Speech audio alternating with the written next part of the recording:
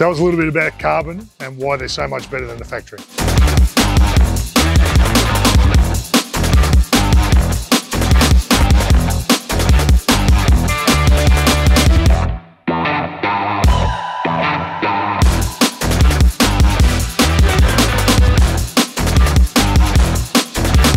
Barry, so basically a stock factory shock is a twin tube construction.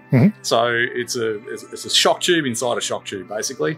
So the outside diameter of that shock there doesn't necessarily represent what the size of the piston is inside, which is on the end of the shaft. So generally what we find is that a factory shock is probably around a 30mm piston, and the tube inside is what actually holds all the oil. It's basically got a fair bit less capacity than our Carbon shock, which is what we call a monotube shock design.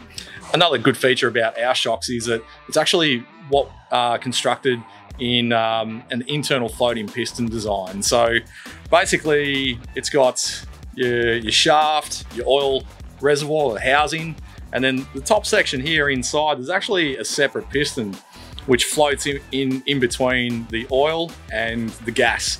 In a shock like factory shock, the oil and gas is mixed together. So as the shock compresses, the bubbles of gas inside the oil compress, and that's how it maintains volume and pressure against the piston. So our shock works a little bit differently, whereas the oil is under gas pressure, but it's not actually mixed in with the oil. It's in a separate section of the shock. So what we find in this type of construction is, again, it just provides better long-term, hard duration performance when you're in a situation where you need a little bit more out of your shock design. So our piston in here is also a 46mm piston. So basically more surface area, or bigger is better when it comes to a shock piston design. So a larger face on the piston can deal with larger forces, so it'll be able to control the vehicle on larger bumps, faster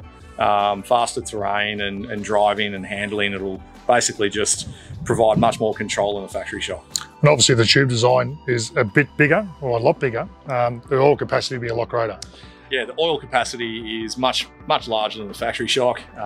So more oil means that it doesn't have to work as hard to provide that performance over long durations of driving. So yeah, and our shock body is full steel shock body, so it's quite durable. It can handle any stones or just the general sort of wear and tear of being underneath the vehicle.